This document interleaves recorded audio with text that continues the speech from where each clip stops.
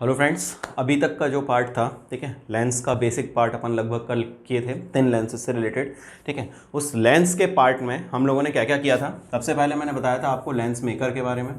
Lens maker फार्मूले के अंदर क्या था, आपको ये एक्चुअली मैं आपको ये बता रहा था कि लेट सपोज आपने जैसे किसी गोले से काट कर, जो दो गोले हैं जिनसे काट के आपने लेंस बनाया हुआ है, अगर इन दोनों गोलों का रेडियस आपको पता है R1 R2, ठीक है, इस मटेरियल का जिससे ये गोले बने हुए हैं इसका रिफ्रैक्टिव इंडेक्स पता है, ठीक, और जिस मीडियम के अंदर इसको रखना है आपको वो मीडियम आपको पता है, उस केस में आप ये पता कर सकते हैं कि जो लेंस बन के तैयार होगा उस लेंस की फोकल लेंथ क्या होगी। ठीक, तो इस लेंस की जो फोकल लेंथ है इसके लिए आपने जो फार्मूला बनाया था, कब, जब एक की रेडियस ऑफ कर्वेचर जो है सरफेस की वो R1 थी, एक सरफेस की रेडियस ऑफ कर्वेचर R2। मैंने आपको साइन कन्वेंशन के लिए ऐसे बोला था कि आप याद जो रखिएगा वो ऐसे रखिएगा, लेफ्ट वाले पोर्शन की R1 और राइट वाले की R2। ठीक, अच्छा, अब इससे रिलेटेड जो आपका लेंस बनता है, लेंस क्या था, लेंस दो रिफ्रैक्टिंग सर्फेसेस से बना हुआ एक कॉम्बिनेशन था। उस कॉम्बिनेशन के अंदर क्या था कि मिनिमम एक सरफेस जो है, मिनिमम एक सरफेस कर्व्ड होनी चाहिए और उसके बाहर के जो मीडियम है वो डिफरेंट होना चाहिए जो लेंस मटेरियल है उससे। ठीक, अच्छा, तो इस तरह से आपके लेंस जो बना है उस लेंस की जो फोकल लेंथ है वो आपने दी थी 1/f इक्वल्स टू μ2 बाय μ1 -1, ठीक है, और साथ में क्या लिखा था 1/R1 -1/R2। ठीक है, ये आपने वैल्यू फाइंड की थी कल फोकल लेंथ की, जो कि एक कांच से काटकर, गोलों से काटकर बनाया गया था, उसकी फोकल लेंथ आपने ये फाइंड कर ली थी। इसमें कोई परेशानी नहीं है। अच्छा, अब आगे बढ़ते हैं। अब इसके बाद में इससे रिलेटेड काफ़ी सारी बातें हुई थी कि लेंस के काफ़ी सारे केसेस मैंने आपको बताए थे कि अगर लेंस आपका स्ट्रेट हो, लेंस आपके दोनों कर्व्ड सरफेसेस हों, उन सब की बातें की थी। अच्छा, ये तो आपका लेंस मेकर हो गया था। इस लेंस मेकर के बाद में फिर मैंने आपको जो बताया था, लेंस मेकर फार्मूला के बाद नेक्स्ट बात जो हुई थी इससे रिलेटेड वो हुई थी आपकी लेंस फार्मूला से। लेंस फार्मूला बेसिकली क्या है, लेंस फार्मूले में ये था कि जो आपका ऑब्जेक्ट रखा हुआ है किसी भी लेंस के सामने, ठीक है, किसी भी लेंस के सामने आपका एक ऑब्जेक्ट रखा हुआ है, कोई ऑब्जेक्ट है जो कि u डिस्टेंस पर रखा हुआ है, ठीक है, इसकी इमेज लेटर सपोज किसी v डिस्टेंस पर बन रही है, ठीक है, तो उस केस में आपसे बात हुई थी कि ये बताइए इस u v और इसकी फोकल लेंथ, ठीक है, जो भी इसकी फोकल लेंथ है उस फोकल लेंथ में क्या रिश्ता होगा। ठीक है, फोकल लेंथ में क्या रिश्ता होगा ये बात अपन ने की थी। ठीक, सो फोकल लेंथ जो है बेसिकली, ठीक, उसमें हम जब न्यूमेरिकल सॉल्व करेंगे तो ये वाली फोकल लेंथ यूज़ करेंगे इंस्टीड ऑफ दिस वन। जो पैरेलल रेज आके जिस पॉइंट पर मिलती हैं उस फोकल लेंथ को हम न्यूमेरिकल पर्पस के लिए यूज़ करते हैं। पहली बात तो दिमाग में ये रख लें। तत्पश्चात u is your object distance, जहां पर आपका ऑब्जेक्ट रखा हुआ है किसके रिस्पेक्ट में, with respect to the lens. Lens बहुत थिन है, ठीक है, ये बात याद रखिएगा। तो u जो है वो ऑब्जेक्ट डिस्टेंस है with respect to lens, v is image distance with respect to lens, and f is basically the focal length of lens. ठीक है, ये तीनों के बीच में एक रिश्ता क्रिएट हुआ था एंड दैट रिश्ता is called lens formula. So 1/f equals to 1/v minus 1/u। ठीक है, 1/f equals to 1/v minus 1/u, ये आपका एक रिलेशन था जो कि इमेज डिस्टेंस, ऑब्जेक्ट डिस्टेंस और फोकल लेंथ के बीच में था। ठीक है, अच्छा, इसके बाद में हम लोगों ने बात की थी रिलेटेड टू व्हाट, जो मैग्निफिकेशन था उससे रिलेटेड बात की थी। मैग्निफिकेशन में अपन ने क्या कहा था वो देखो ज़रा, मैंने आपको दो तरह के मैग्निफिकेशंस बताए थे। एक था आपका ट्रांसवर्स मैग्निफिकेशन, जब ऑब्जेक्ट जो है वो, ठीक है, लेंस के सामने खड़ा हो, और दूसरा वाला लॉन्गिट्यूडनल मैग्निफिकेशन, जब ऑब्जेक्ट जो है वो लेंस के सामने पड़ा हो। ठीक है, तो एक केस में लेंस के सामने ऑब्जेक्ट खड़ा है, ठीक है, इस केस में आपका जो ट्रांसवर्स मैग्निफिकेशन की वैल्यू आई थी that comes out to be v/u, और can say hi/ho, height of object और हाइट ऑफ इमेज का जो रेशियो है basically it gives the values. ठीक है, इस तरह से कुछ चीज़ हुई थी। इसके बाद में नेक्स्ट आपका था कि अगर आपका जो ऑब्जेक्ट है उसकी लेंथ बहुत ज़्यादा बड़ी नहीं होनी चाहिए, let us suppose dx length का यहाँ पर एक ऑब्जेक्ट है, उसकी इमेज यहाँ कहीं बन रही है dy लेंथ की। ठीक है, तो इस केस में आपका जो लॉन्गिट्यूडनल मैग्निफिकेशन है that is basically given by v² / u² and it is equals to mt²। ठीक है, ये बात अपन कल तक कर चुके थे और इससे रिलेटेड थोड़े थोड़े हमने न्यूमेरिकल्स भी किए थे। ठीक, इसके बाद में मैंने आपको थोड़ा बहुत इमेज फॉर्मेशन से रिलेटेड बातें बताई थी और इमेज फॉर्मेशन के बाद में अपन ने लेक्चर कल ओवर किया था। ठीक, अच्छा अब सुनो इसके आगे की बातें। ठीक, अब मैं सबसे पहले आपको ये बताने जा रहा हूँ कि जो आपका लेंस है, ठीक है, उस लेंस फार्मूला के लिए अगर मुझे वेरिएशन का ग्राफ या कर्व ड्रॉ करना है तो मैं किस तरह से उस कर्व को ड्रॉ कर सकता हूँ। तो बेसिकली मैं ड्रॉ करने जा रहा हूँ curve for converging and diverging lenses. ठीक है, मैं कन्वर्जिंग और डाइवर्जिंग लेंसेज के लिए कर्व ड्रॉ करने जा रहा हूँ, इस बात को ध्यान रखिएगा। ठीक, देखें ज़रा, आपको रिलेशन जो पता है वो पता है 1/f equals to 1/v minus 1/u। मुझे कर्व जो ड्रॉ करना है वो v और u के बीच में करना है। तो देखो ज़रा, 1/v जो है वो हो गया आपका 1/f प्लस 1/u के इक्वल। ठीक है, अब इन दोनों का अगर मैं एलसीएम ले लेता हूँ तो क्या बन जाएगा मेरे पास में, ये एलसीएम बन जाएगा u plus f upon uf equals to 1/v। अगर मैं v का रिलेशन यहाँ से निकालता हूँ तो v comes out to be uf upon u plus f। अच्छा, इस f को मैं नीचे ले आता हूँ, सो क्या बनेगा मेरे पास में u v equals to u upon, इस f को नीचे ला रहा हूँ तो u upon f plus f upon f। क्या बना, u upon u by f plus 1 is basically the v। अगर मैं यहाँ से देखता हूँ सो v और u के बीच का जो कर्व मुझे यहाँ दिख रहा है that must be a rectangular hyperbola. u और v के बीच का जो कर्व यहाँ से मुझे दिख रहा है वो बन जाएगा आपका किस कैसा, रेक्टेंगुलर हाइपरबोला अप्रॉक्स। ठीक है, उसी चीज़ को मैं यहाँ पर ड्रॉ करने की कोशिश करूँगा आपके सामने। ठीक है, तो पहले एक बार कन्वर्जिंग लेंसेज के लिए बना लेते हैं और उसके बाद में फिर अपन डाइवर्जिंग लेंसेज के लिए बनाएंगे। ठीक है, याद रखिएगा converging and diverging, not concave and convex. पहले बता दे रहा हूँ कॉनकेव और कॉन्वेक्स बाद की बात है, पहले कन्वर्जिंग और डाइवर्जिंग के लिए बात कर रहे हैं। ठीक है, सो कन्वर्जिंग लेंस के लिए कैसा बनेगा, और मैंने नेचर जो है लेंस की निकालना सिखा दिया था कि दो फैक्टर्स थे। जो आपका लेंस मेकर फार्मूला था उसके अंदर दो फैक्टर्स थे, एक फैक्टर आपको यहाँ दिख ही रहा है ये वाला, और एक फैक्टर था ये वाला।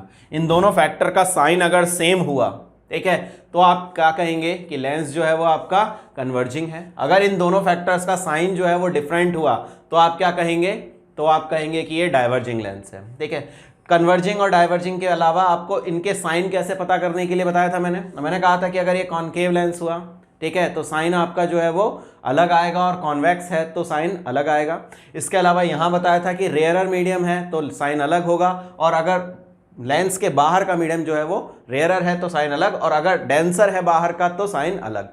डेंसर के लिए साइन बताया था नेगेटिव और रेयरर के लिए बाहर के लिए बताया था साइन पॉजिटिव। ठीक, सिमिलरली कॉन्वेक्स के लिए यहाँ पर साइन जो था वो पॉजिटिव था और कॉनकेव के लिए जो साइन था वो नेगेटिव था। ये चीज़ याद है बिल्कुल अच्छे से, कल मैंने आपको सिखा दी थी। ठीक, अच्छा, तो इसी बेसिस पर अब मैं कन्वर्जिंग डाइवर्जिंग नेचर डिसाइड करके और फिर आराम से अपने कर्व्स को ड्रॉ कर सकता हूं कि कर्व मेरा जो है वो कौन सा ड्रॉ होगा। अब ये दिमाग ना लगाने बैठ जाना कि यहाँ ये बता कि तो कॉनकेव लेंस का कौन सा, फिर फालतू बात। कॉनकेव लेंस का नहीं बताना है मुझे बताना है कॉनकेव लेंस जब डाइवर्जिंग बिहेव करेगा, ठीक है, तब कैसा कर्व बनेगा। इसलिए मैं ये सिखा रहा हूँ कि कन्वर्जिंग का और डाइवर्जिंग का। ठीक है ना, तो देखो ज़रा एक बार इसके कैसे बनाता है मैं इन लोगों, इनसे रिलेटेड दोनों के कर्व। देखो एक बार, सबसे पहले कन्वर्जिंग के लिए, उसके बाद बात करेंगे अपन डाइवर्जिंग के लिए। तो देखो ज़रा, फॉर कन्वर्जिंग लेंस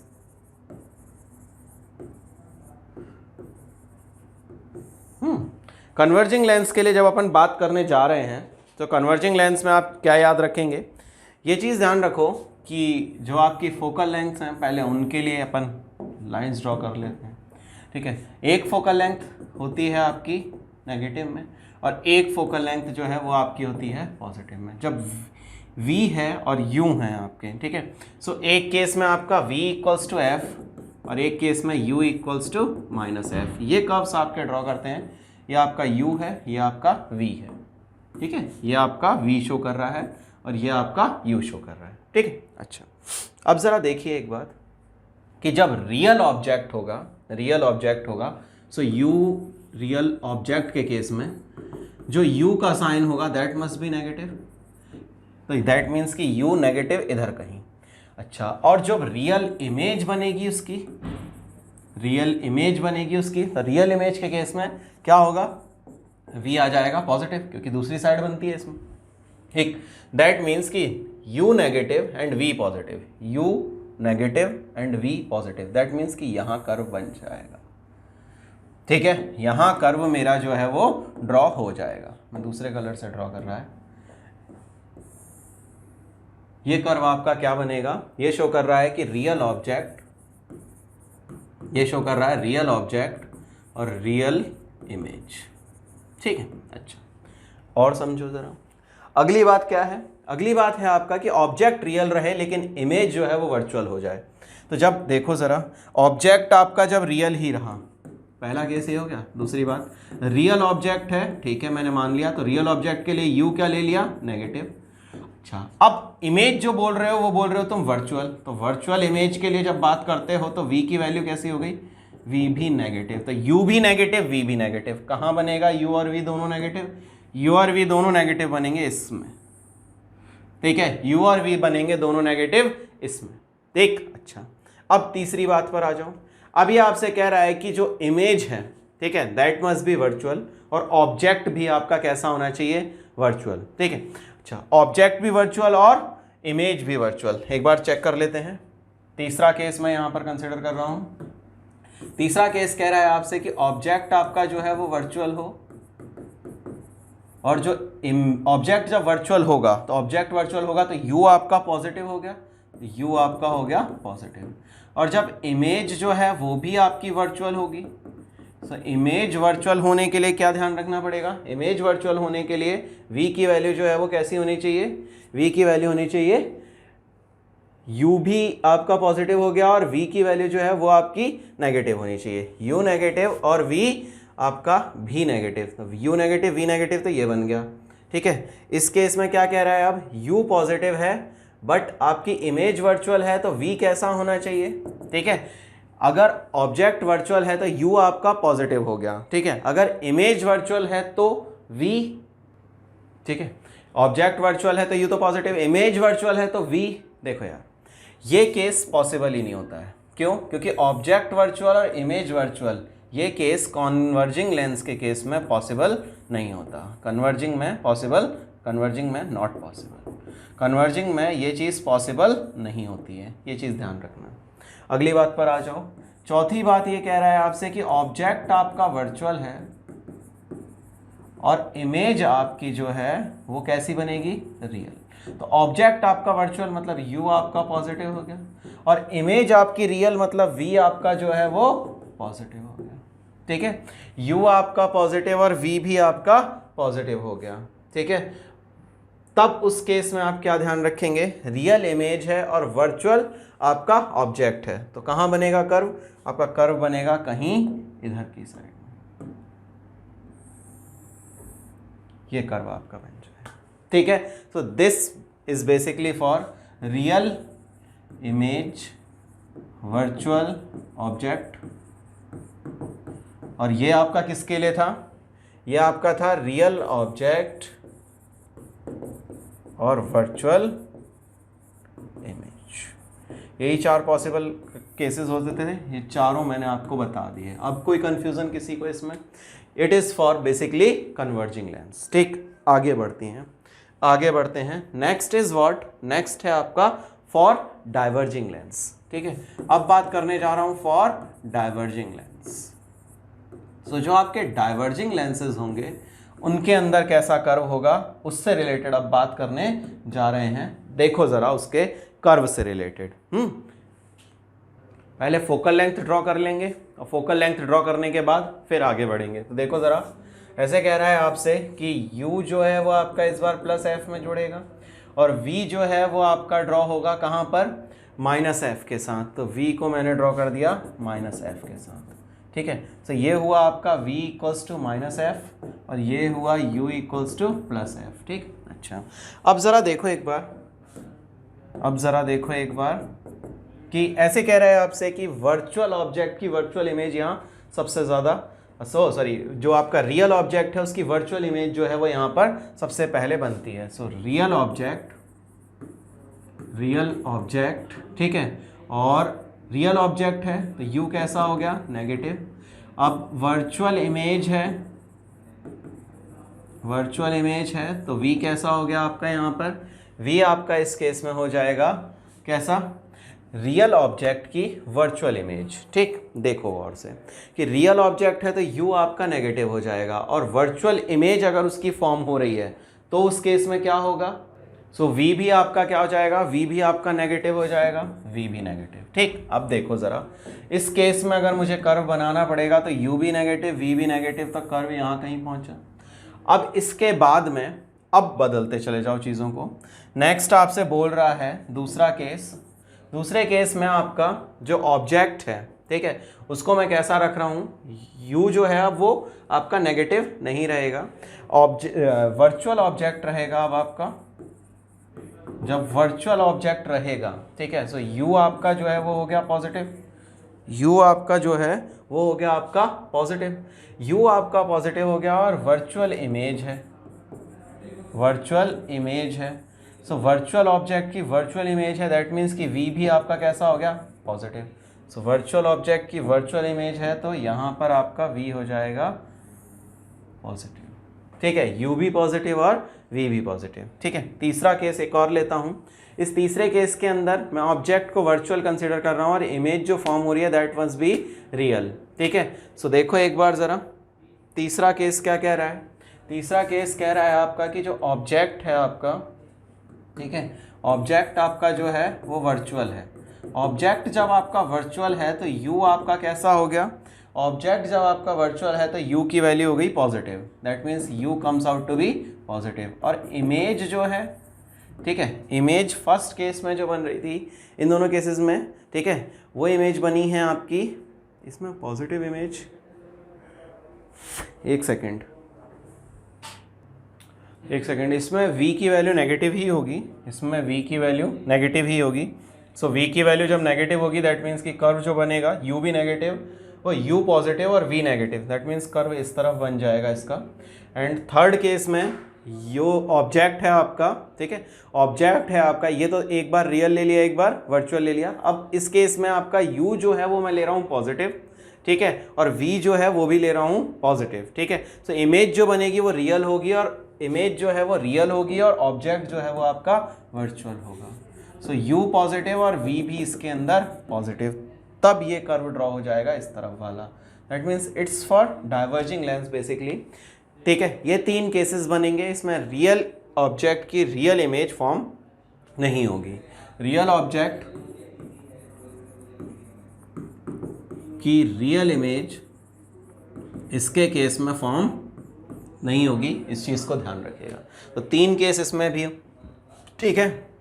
सबसे पहला केस क्या था, पहला केस था आपका कि रियल ऑब्जेक्ट, इसमें रियल ऑब्जेक्ट, ठीक है, और वर्चुअल इमेज, ये पोर्शन शो कर रहा है वर्चुअल इमेज और रियल ऑब्जेक्ट। ठीक है, second part virtual object, virtual object और वर्चुअल इमेज। ठीक है, तीसरी बात यहाँ पर वर्चुअल ऑब्जेक्ट और रियल इमेज, ये तीन बातें ध्यान रखिएगा। तीन अलग अलग पार्ट जो हैं इस कर्व के वो तीन चीज़ें शो कर देंगे। क्लियर है ये बात? अच्छा, अब थोड़ा सा और आगे बढ़ते हैं। ठीक है, तो ये एक बार को कर्व आप थोड़ा सा ध्यान रखिएगा। ठीक, अब अपन थोड़ा सा आगे बढ़ते हैं और चीज़ों को समझते हैं। देखो जरा, अब बात कर लेता हूँ related to velocity of images और ऑब्जेक्ट डिस्टेंस के बीच में क्या रिलेशन आएगा, उससे बात करते हैं। ठीक है, तो देखो ज़रा, तो मैं नेक्स्ट बताने जा रहा हूँ आपको मोशन ऑफ इमेज। ठीक है, मोशन ऑफ इमेज, ठीक है, with respect to lens. Lens के रिस्पेक्ट में इमेज कितना आपका मोशन करेगी, कैसे करेगी वो सुनो ज़रा। देखो मान लो ये लेटर सपोज आपका एक लेंस रखा हुआ है, इस लेंस के सामने आपका एक ऑब्जेक्ट कोई भी पुट किया हुआ है। ठीक, अच्छा, दो केसेस हो सकते हैं, या तो ऑब्जेक्ट आपका इस तरफ मूव करे, ठीक है, या फिर ये केस हो सकता है कि ऑब्जेक्ट आपका जो है वो इस तरफ मूव करे। दोनों में से कोई भी एक केस पॉसिबल हो सकता है। ठीक है, अच्छा, ऑब्जेक्ट अगर परपेंडिकुलर टू, ठीक है, ऑब्जेक्ट जो है वो अलोंग द अगर प्रिंसिपल एक्सिस चल रहा है तो, या परपेंडिकुलर टू प्रिंसिपल एक्सिस चल रहा है तो, दो केसेस हैं। ठीक, अच्छा, इस केस में अगर वेलोसिटी ऑफ ऑब्जेक्ट vo है, ठीक है। सो जो वेलोसिटी ऑफ इमेज होगी अलोंग एक्स एक्सिस, इसको ले लेता हूं मैं, ऐसे लिख ले रहा हूं अलोंग एक्स एक्सिस, ठीक है, वो कितनी हो जाएगी वी आई एक्स, ठीक है, इक्वल्स टू एम स्क्वायर, ठीक है, वही माइनस में इंटू वी ओ एक्स, ठीक है। वी आई एक्स जो है उसकी वैल्यू जो हो जाएगी that comes out to be, वो वैल्यू हो जाएगी आपकी वी ओ एक्स, ठीक है, वो भी माइनस के साथ में। अच्छा, इसको हटाते हैं। अगली बात, दूसरी चीज़ क्या है, अगर इधर के डायरेक्शन में ऑब्जेक्ट जो है वो वी ओ वाई से चल रहा है, सो जो इमेज है इस डायरेक्शन में, ठीक है, वो किससे चलेगी, सो वी आई वाई की जो वैल्यू होगी that comes out to be m times velocity of object along y axis, means x axis की तरफ तो एम स्क्वायर, ठीक है, और वाई एक्सिस के अलोंग अगर ये मूव करती है तो सिर्फ m। ऐसा क्यों है, उसकी वजह है कि ये जो रिलेशन आता है, ये रिलेशन आएगा आपका डिफरेंशिएट करके, ये किसको, जो आपकी लेंस फार्मूला है, और ये आएगा आपका किससे, ये तो जो मैग्निफिकेशन है आपका उसका फार्मूला होगा m equals to h i by h o, उससे आपको डिफरेंशिएट करके ये वैल्यू निकलती है, वो इसमें तो m ही टर्म आएगा, इसमें v square by u square का टर्म बन जाता है, दैट्स वाई ये रिलेशन m स्क्वायर का बनता है, ठीक। दोबारा देख लो एक बार, अगर ऑब्जेक्ट आपका परपेंडिकुलर टू प्लेन, मतलब जो प्रिंसिपल एक्सिस है, ऑप्टिक एक्सिस है, इसके परपेंडिकुलर मूव करता है, तो आप क्या करेंगे minus m square v o x. अगर ये अलोंग द एक्सिस चलता है, m times velocity of object y, ठीक है। ये दो चीजें आपको ध्यान रखनी है और बहुत अच्छे से, ठीक। अच्छा, इससे रिलेटेड, मोशन से रिलेटेड मैंने बात कर ली, और जो लेंस फार्मूला के बेसिक क्वेश्चंस थे उनसे रिलेटेड भी मैंने बात कर ली थी, और जो आपके लेंस मेकर फार्मूला के क्वेश्चंस थे उनसे भी बात कर ली थी। अब अपन आगे बढ़ते हैं, ठीक है। अब मैं बात करने जा रहा हूं related to combination of lenses, ठीक है। अच्छा, तो next topic is what, next is combination of lenses, ठीक है। कॉम्बिनेशन ऑफ लेंसेज की बात करते हैं, ठीक है। इसके लिए थोड़ी सी चीज़ें ध्यान रखिएगा। सबसे पहली बात, कॉम्बिनेशन ऑफ लेंसेज के साथ में मैं कुछ क्वेश्चंस इसके भी कराऊंगा पहले, ठीक है, उसको भी ध्यान रखेंगे। लेकिन पहले ये समझ लो, कॉम्बिनेशन ऑफ लेंस मतलब एक लेंस को दूसरे लेंस के साथ में आपको कंबाइन करना है, तब के लिए आपसे बात करने जा रहा है। तो देखो आगे थोड़ा सा, सो दो लेंस कंसिडर कर लेते हैं सिंपली, ठीक है। एक लेंस ये है, इसी के कॉन्टैक्ट में रखा हुआ जस्ट एक और लेंस ले लेते हैं, which is somewhat like this, ठीक है। एक की फोकल लेंथ f2 है, एक की फोकल लेंथ f1 है। यहाँ सामने एक ऑब्जेक्ट रख देते हैं, ठीक है। अच्छा, अब क्या किया कि इन दोनों लेंसेज को हटा के इनकी जगह पर एक लेंस रखा, ठीक है, जिसकी फोकल लेंथ इक्विवेलेंट है। जैसे लेट अस सपोज एक ऑब्जेक्ट से मैंने भेजी, ठीक है, ऐसे करके ये फोकल लेंथ पर यहाँ तक पहुँची, यहाँ पहुँचने के बाद इसकी इमेज लेट अस सपोज यहाँ बनती अगर एक ही रखा होता तो। अब बीच में क्योंकि दूसरा रखा हुआ है तो दूसरे वाले ने क्या किया कि इस रे को मोड़ दिया, ठीक है। तो ये यहाँ जाने वाला था बट ये यहाँ फाइनल इमेज बन गई। ये आई डैश है। आई डैश क्या है कि जो ओ रखा हुआ है, अगर ये नहीं होता तो आई डैश पे इमेज बनती, बट क्योंकि अब ये है, ठीक है, तो इमेज कहाँ पहुंच गई, because of presence of second lens ये इमेज बन गई आई पर, ठीक। अच्छा, सो फाइनल इमेज जो है ओ की, फाइनल इमेज जो है ओ की, वो कहाँ बन रही है वो देखो ज़रा। तो ये जो ऑब्जेक्ट ओ रखा हुआ है इसकी फाइनल इमेज बन रही है यहाँ आई, ठीक है। इस लेंस की जो फोकल लेंथ होगी वो इन दोनों के कॉम्बिनेशन के इक्वल होगी। इसकी वैल्यू मुझे निकालनी है कि वैल्यू इसकी कितनी आएगी जब इसकी फोकल लेंथ f1 है और इसकी फोकल लेंथ f2 है, ठीक। अच्छा, देखो ज़रा, मैं इन डिस्टेंसेस को नामकरण कर देता है। ये u है, ये u है, ये आपका v डैश है और ये आपका v है, ठीक है। ये आपका v है जहाँ तक ये बनी हुई है, ठीक है, यहाँ तक आपका v डिस्टेंस है। अब देखो ज़रा, पहले फर्स्ट लेंस के लिए बात करते हैं। सो फॉर फर्स्ट लेंस,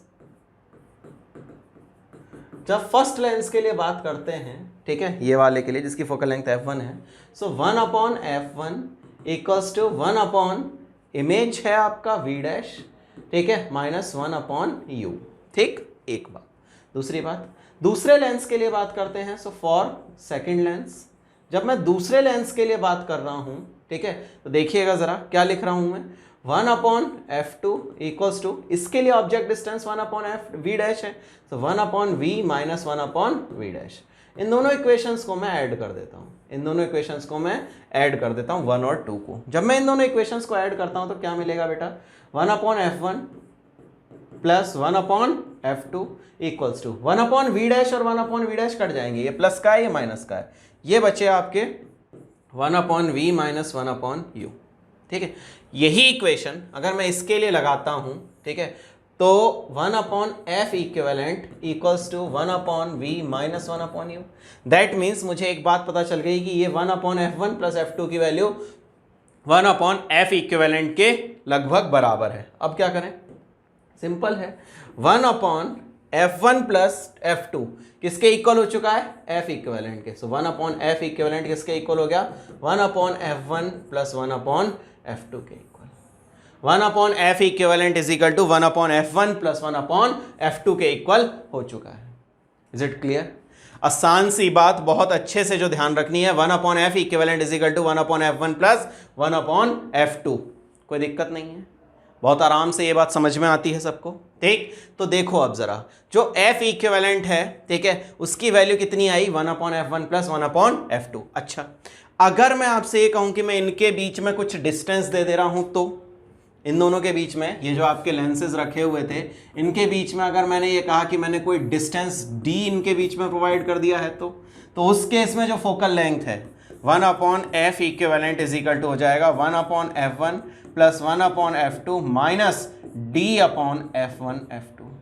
ये आपकी फोकल लेंथ हो जाएगी इन दैट केस कि जब ये दोनों को मैंने कंबाइन करके एक साथ रखा है and they have some distance d between them. ठीक है, इसकी फोकल लेंथ f1 थी, इसकी फोकल लेंथ f2 थी। तब के केस में आपसे पूछने जा रहा है कि जो f इक्विवेलेंट है वो कितना होगा। ठीक, अच्छा, अब ये फोकल लेंथ आपको विद साइन रखनी है और आपको इक्विवेलेंट जो भी लेंस बनेगा उसके बारे में बताना है। ठीक है ना? अच्छा, अब जैसे मेरे पास में जो फार्मूला बना है वो बना है 1/f1 plus 1/f2 equals to 1/f equivalent. ठीक है ना? ये एक स्पेशल केस था, इसको तो याद रखेंगे। अब मैं कुछ बात सिंपल सी चर्चा करते हैं। देखो जरा, ऐसे कह रहा है 1/f1 plus 1/f2 is equal to 1/f equivalent. ठीक, इसको अगर मैं सॉल्व करूंगा तो मेरे को f इक्विवेलेंट क्या मिल जाएगा, f1 f2 upon f1 plus f2।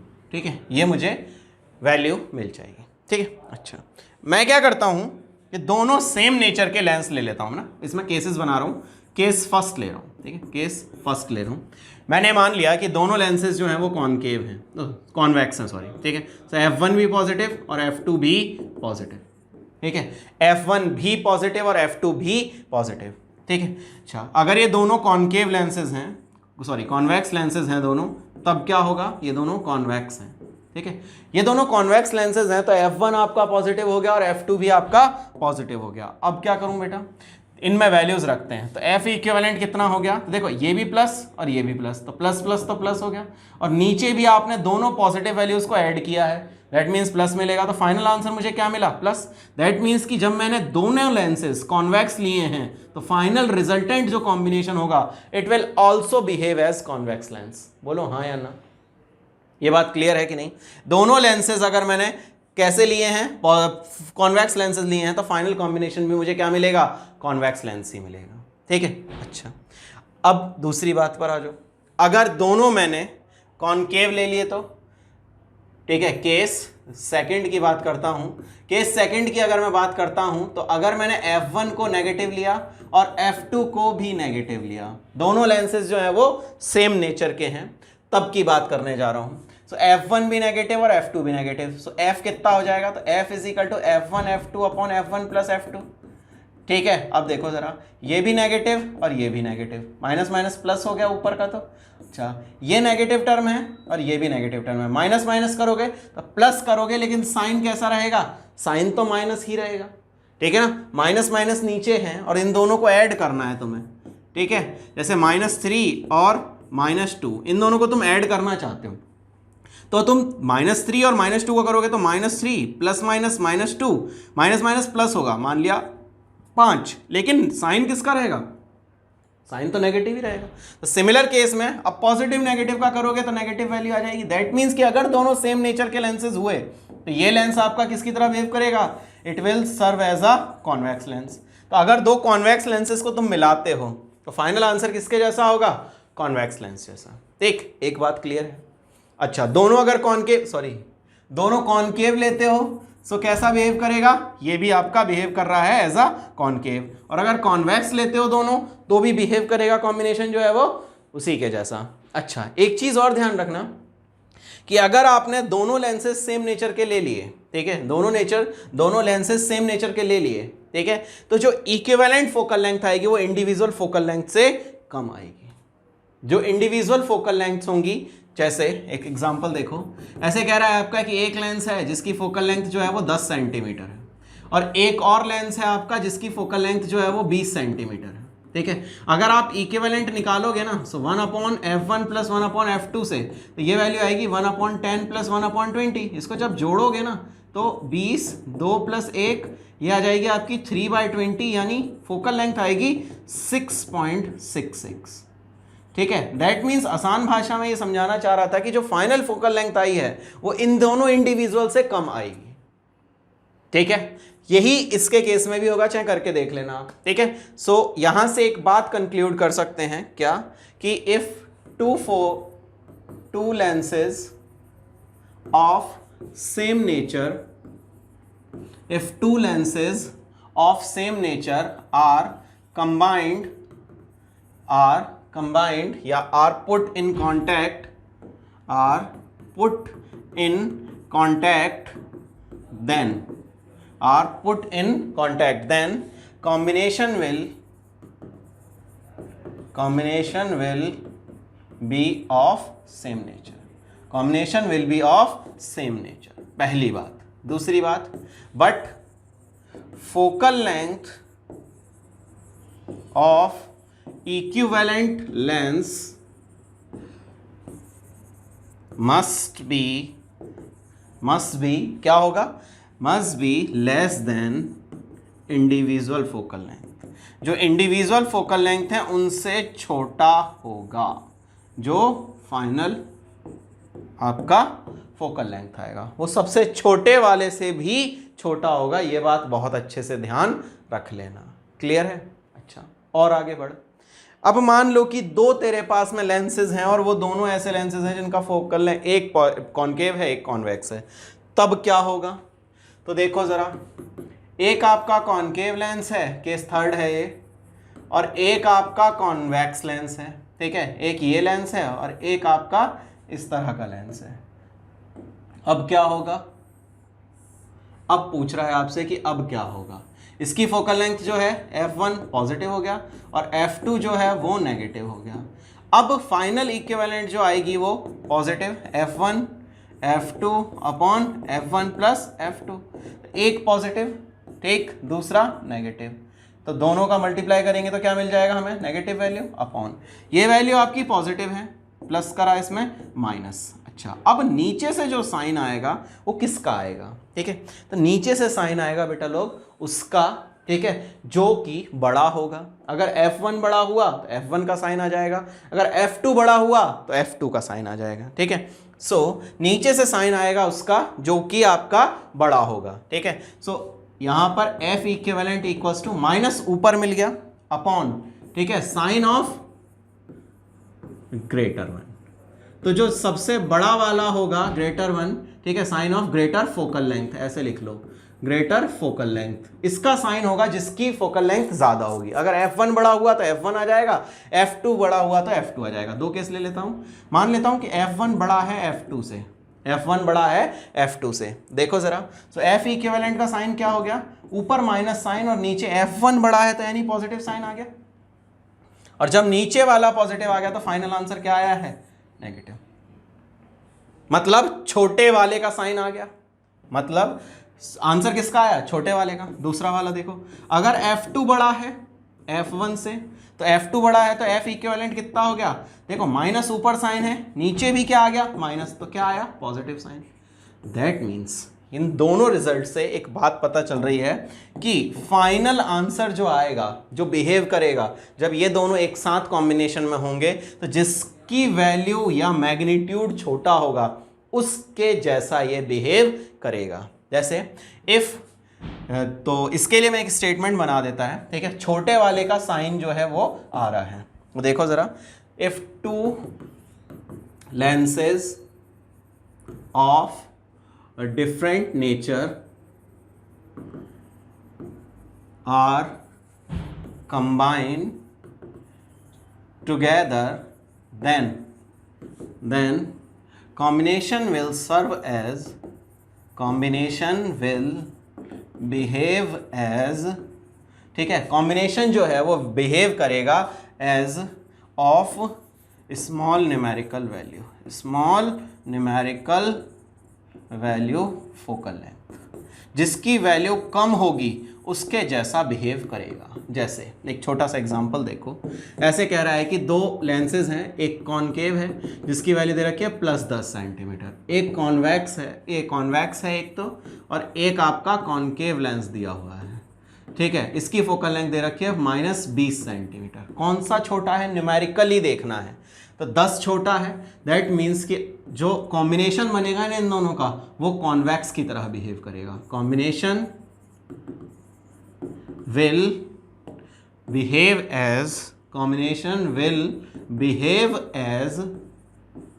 Convex, जिसकी न्यूमेरिकल वैल्यू छोटी होगी उसके जैसा ही कॉम्बिनेशन यहां पर फॉर्म होगा, ये ध्यान रखना, ठीक। अच्छा, सो न्यूमेरिकल वैल्यू जो है वो कम हो जाएगी, लेकिन इस केस में एक बात और होगी, क्या, but magnitude of equivalent focal length must be greater than small focal length. जो छोटी फोकल लेंथ होगी उससे बड़ी वैल्यू आएगी। मतलब जो पिछले केसेस थे उनमें छोटे से भी छोटी वैल्यू आई थी, बट यहां छोटे से बड़ी वैल्यू आएगी मैग्नीट्यूड की इक्विवेलेंट फोकल लेंथ की। देख जरा, 1/f इक्वल्स टू +1/10 -1/20, ठीक है। अच्छा, देखते हैं, एलसीएम हुआ 20, 2 -1 1/f, सो f की वैल्यू यहां पर आ गई 10। देख ले, छोटी नहीं है, भले ही बराबर आ गई इस केस में, बट छोटी नहीं आएगी कभी भी, इस बात को ध्यान रखना, ठीक है। सो ये वैल्यू कितनी आई, 1/20 आ गई ना, छोटी नहीं आएगी, वैल्यू छोटी नहीं आएगी, छोटा वाला जो है ना उससे बड़ी वैल्यू आएगी, इस बात को ध्यान रखना, ठीक है।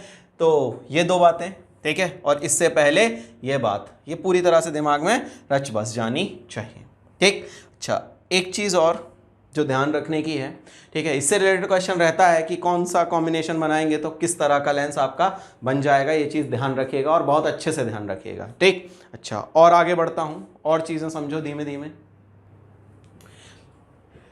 तो ये लेंसेज का बेसिक्स थोड़ा सा बता दिया था, अब लेंस के थोड़ा सा आगे बढ़ता हूँ, ठीक है। कुछ केसेस देखो, ठीक है। कह रहा है आपसे सबसे पहली बात, ऑल्दो ये चीज़ शायद मैंने कल बताई भी थी, ठीक है, मैं एक बार फिर से रिपीट कर रहा हूँ, ठीक है। मान लो कि कोई एक आपका इक्वी कॉन्वेक्स लेंस है, इस इक्वी कॉन्वेक्स लेंस के लिए मैंने फोकल लेंथ की जो वैल्यू थी वो मैंने निकाली थी, ठीक है। इक्वी कॉन्वेक्स लेंस के लिए जो फोकल लेंथ मैंने निकाली थी कल, उसकी फोकल लेंथ निकल के आई थी f = r/2 μ-1। मतलब इक्वी कॉन्वेक्स का मतलब है कि इसकी रेडियस ऑफ कर्वेचर और इसकी रेडियस ऑफ कर्वेचर दोनों बराबर हों। उस केस में आपसे पूछ रहा है कि फोकल लेंथ कितनी होगी, ठीक। अच्छा, एक केस।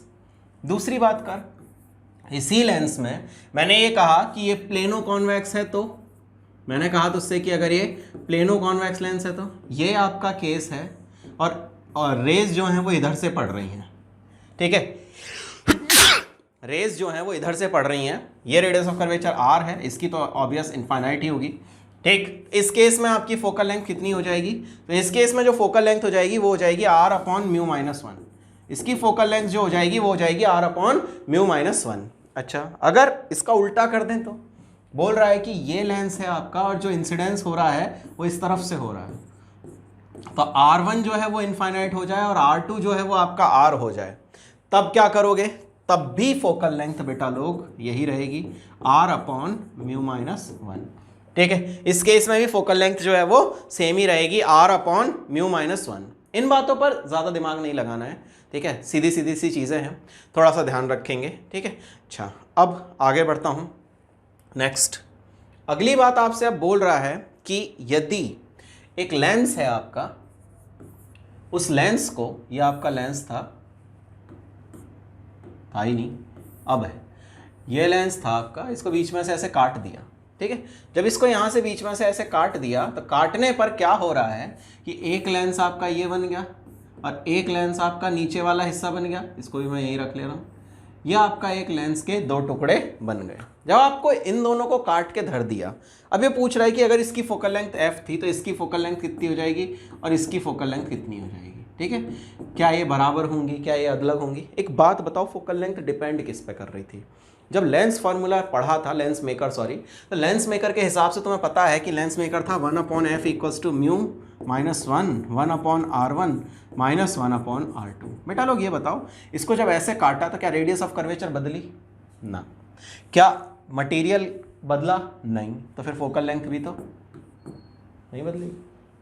ठीक, जो फोकल लेंथ इसकी थी वही फोकल लेंथ इन दोनों की भी। क्यों क्यों क्यों? क्योंकि भैया ना तो रेडियस ऑफ कर्वेचर बदली, ना रिफ्रैक्टिव इंडेक्स बदला। जब बदला ही नहीं तो फिर काय को बदल रहे हो? फोकल लेंथ आपकी सेम रहेंगी, कितनी? f और f के बराबर। अच्छा, एक और बात, अगर ये पूछता है कि इस लेंस का एक छोटा सा टुकड़ा मैंने काट के अलग कर दिया, ठीक है, इस लेंस का सिर्फ इतना सा हिस्सा मैंने काट के अलग कर दिया, इसकी फोकल लेंथ, भैया इसकी फोकल लेंथ भी उतनी ही होगी, इसकी फोकल लेंथ भी उतनी होगी और इससे भी रिफ्रैक्शन होगा। रिफ्रैक्शन जैसे है वैसा का वैसा ही refraction takes place as such, ठीक है, इससे भी पूरी तरह से रिफ्रैक्शन प्लेस होगा। हाँ, बट जो इमेज बनेगी उसकी इंटेंसिटी थोड़ी कम हो जाएगी। क्यों? क्योंकि नंबर ऑफ रेज जो पहुंचेंगी, ठीक है, वो काफ़ी कम पहुंचेंगी, तो इनसे कोई भी दिक्कत नहीं आएगी। बोलो ये बात समझ में आई कि नहीं आई? ठीक है, सो इन केसेस में भी क्या होगा, खाली जो इंटेंसिटी होगी इमेज की, इंटेंसिटी ऑफ इमेज जो है वो सिर्फ थोड़ी सी intensity will be reduced, intensity जो है वो रिड्यूस हो जाएगी बस, क्योंकि इमेज उतनी ज़्यादा लाइट नहीं पहुंच पाएगी उस तक, तो लाइट कम पहुंचेगी, तो लाइट कम पहुंचेगी तो थोड़ी सी इंटेंसिटी आपकी जो है बस वो कम हो जाएगी, बाकी सब कुछ सेम रहेगा। ये बात याद रखेंगे।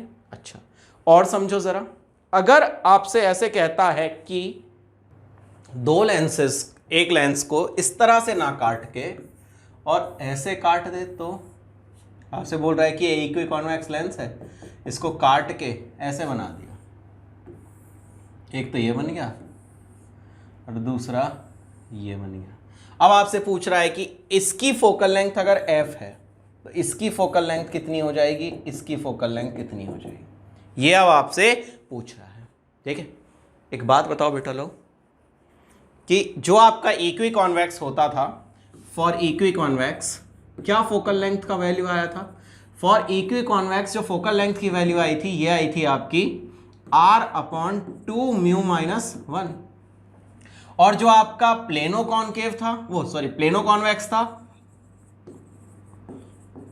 उस प्लेनो कॉन्वेक्स के लिए वैल्यू कितनी आई थी? तो आई थी r/म्यू माइनस 1। एक r, दूसरा इन्फिनिटी। इसमें दोनों r, जब ये दोनों r थे तो आया था r/2 म्यू माइनस 1। एक r और एक इन्फिनिटी, तब आया था r/म्यू माइनस 1। तुझे दिख रहा होगा कि ये वाला जो है ना, आधा है इसका, यानी अगर ये f है तो ये कितने हो जाएंगे? 2f। इसका आधा ये वाला था, इसका आधा ये वाला है, दैट मीन्स कि इनकी फोकल लेंथ कितनी हो गई? डबल। ठीक, तो अब इनको चाहे तो कंबाइन करके देख ले, यही आ जाएगा 1/2f प्लस 1/2f ऐड करेगा तो 1/f ही आ जाएगा। ठीक है, तो क्या हो रहा है कि अगर इसको सीधा काट दिया, ऐसे करके तूने यहां से काट दिया, तब क्या होगा कि जो दोनों हिस्से बनेंगे, इसकी जो फोकल लेंथ आएगी वो कितनी आ जाएगी? 2f के बराबर। भला है ना, समझ गए ना इस बात को? अच्छा, अब आपसे ये पूछ रहा है, ठीक है, ये चीज समझ में आ जाएगी आराम से। अगली बात पर आओ। अब आपसे ये पूछ रहा है कि मैंने एक लेंस फॉर्म किया है, ठीक है, वो लेंस कुछ इस तरह से फॉर्म किया है। देखो जरा, ये वाला जो हिस्सा है ना, इस हिस्से में, ठीक है, अलग मटेरियल यूज़ किया है इतने वाले हिस्से के लिए, ये मटेरियल मैंने अलग यूज़ किया है। ठीक है, अच्छा, इस हिस्से के लिए मटेरियल अलग यूज़ किया है, जो मटेरियल यहाँ था वही मटेरियल यहाँ यूज़ कर लिया है। ठीक है, अच्छा, ऐसे कह रहा था आपसे, ये बात बोल रहा है आपसे। ठीक है, ये आपने यहाँ मटेरियल अलग यूज़ किया है, यहाँ पर आपने अलग मटेरियल यूज़ किया था, मैंने कर लिया, ठीक है। अच्छा, अब आपसे ये कह रहा है कि यहाँ आपने अलग मटेरियल यूज़ किया है, मैंने कहा ठीक है भाई कर लो। यहाँ आपने अलग मटेरियल यूज़ कर लिया है, ठीक है। अच्छा, यहाँ भी आपने सेम अलग मटेरियल यूज़ किया है इसके अलावा। अच्छा, अब आपने क्या किया है कि यहाँ पर इसके अलावा एक और मटेरियल यूज़ किया है, यहाँ पर आपने बीच में एक अलग और मटेरियल यूज़ कर लिया है, यहाँ एक और अलग यूज़ कर लिया है, ठीक है। अच्छा, और इसके बाद आपसे पूछ रहा है कि यहाँ जो आपने यूज़ किया है वो आपने अलग मटेरियल यूज़ किया है, यहाँ आपने अलग मटेरियल। अब आपसे ये पूछ रहा है कि ये जो लेंस बना, ठीक है, इससे कितनी इमेजेस बनेंगी, सबसे पहला सवाल। और जो इमेजेस बनेंगी आपकी, ठीक है, वो इमेजेस जो होंगी वो कितनी बनेंगी, आपसे ऐसे पूछ रहा है, ठीक है। ये लेंस है आपका। अब इस लेंस में आपसे ये कह रहा है कि ये बता दीजिए कि कितनी आपकी इमेजेस बनेंगी इस लेंस से। ये आपका लेंस है, इस लेंस से कितनी इमेजेस बनेंगी। तो देखो जरा, एक मटेरियल, दूसरा, ये तीसरा और ये चौथा, जितने आपने मटेरियल यूज किए हैं उतनी इमेजेस बनेंगी। दे विल सर्व एज अ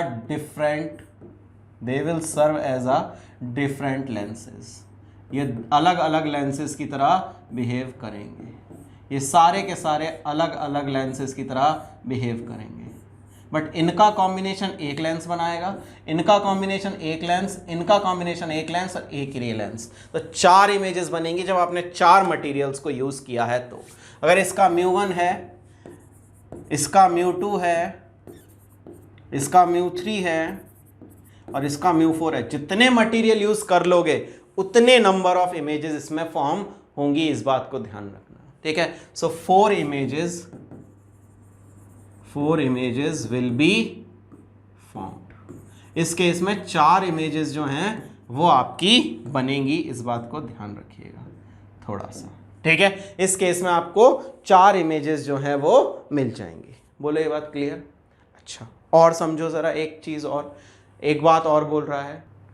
अब आपसे ये कह रहा है कि इस कॉम्बिनेशन पर, ठीक है, नेक्स्ट कई बात बोल रहा है कि इस कॉम्बिनेशन में, जैसे ये आपका एक लेंस है मान लीजिए, इस लेंस पर मैंने यहाँ पर एक वाइट लाइट फेंक दी। क्या फेंका है मैंने?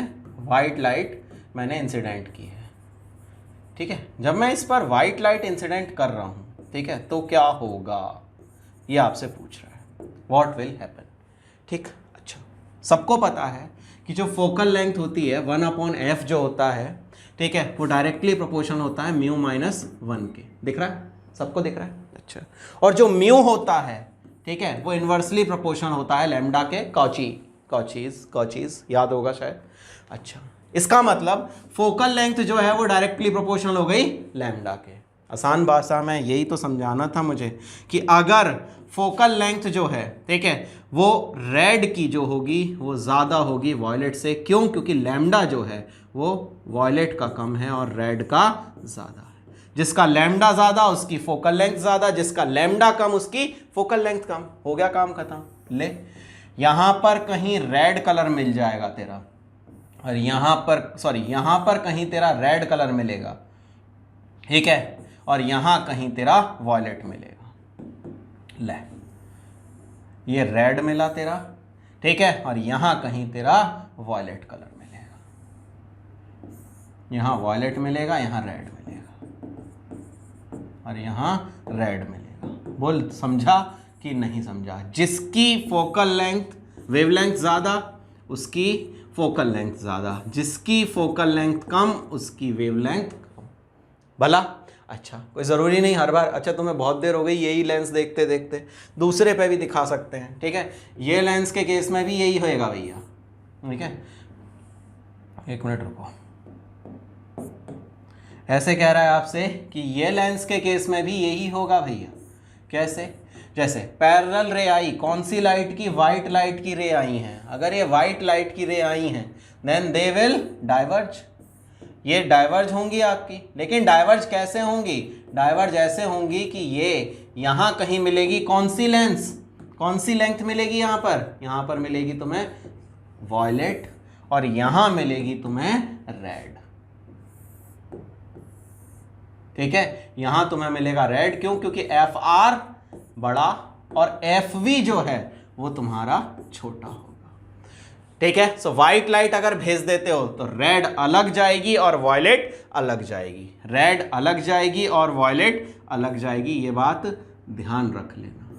ठीक है, रेड अलग जाएगी और वॉयलेट अलग जाएगी, ये चीज बहुत अच्छे से समझ जाना चाहिए। क्लियर है? तो ध्यान से कि जो फोकल लेंथ होगी, जिसकी वेवलेंथ ज्यादा उसकी फोकल लेंथ ज्यादा, और जिसकी वेवलेंथ कम उसकी फोकल लेंथ भी कम। ठीक है, अच्छी बात ध्यान रखें। जब white light, when white light is incident, when white light is incident on, when white light is incident on lens, then ऐसे याद रखिए, जिसकी वेवलेंथ ज़्यादा, जिसकी वेवलेंथ ज़्यादा, ठीक है, उसका फोकल लेंथ ज़्यादा, जिसका वेवलेंथ ज़्यादा उसका फोकल लेंथ ज़्यादा, यही याद रखोगे तुम और कुछ भी नहीं। ठीक है, आगे बढ़ूं, इतनी बात समझ में आ गई हो तो टेक नेक्स्ट केस। अगली बात आपसे क्या बोल रहा है? नेक्स्ट आपसे ये बोल रहा है भैया कि ये आपका एक लेंस था, इस लेंस के आधे हिस्से को मैंने एक काले कपड़े से ढक दिया। अरे यार, आधे हिस्से को काले कपड़े से ढकना था, काला तो इस पर दिखेगा नहीं। यहाँ पर मैंने एक ब्लैक पेपर लगा दिया आधे हिस्से पर। ठीक है, आधे हिस्से में मैंने क्या किया? ब्लैक पेपर लगा दिया। ये ब्लैक नहीं है, ब्लू है, बट मैंने इस पर ये ब्लैक पेपर लगा दिया आधे हिस्से में। अब क्या होगा? आप क्या होगा? तो बेटा क्या इमेज पूरी फॉर्म होगी? मैंने मिरर में भी ये चीज सिखाई थी। ठीक है, so full image will be formed, full image will be formed, पूरी की पूरी इमेज फॉर्म होगी। ठीक है, ये कब का केस है? If half lens is covered with, अगर आधे लेंस को आपने कवर किया है विद ब्लैक पेपर, तब क्या होगा? तब समझ रहे हैं। Full image will be formed only, number of rays meeting at image will be less, meeting at image will be less, तो intensity of image will reduce, intensity of image will reduce, intensity of image जो है वो थोड़ी सी reduce हो जाएगी, बाकी कुछ नहीं होगा। ये चीज़ ध्यान रखिएगा। ठीक है, बाकी सब कुछ सही रहेगा, पूरी इमेज बनेगी और कोई भी इमेज में असर नहीं है। सिर्फ जो नंबर ऑफ रेज पहुंच रही हैं लेंस तक वो कम हो जाएंगी, तो इंटेंसिटी ऑफ इमेज कम हो जाएगी। अगली बात देखो जरा, एक स्पेशल गॉगल्स होते हैं, that is called sun goggles. उसका केस क्या होता है बेटा लोग?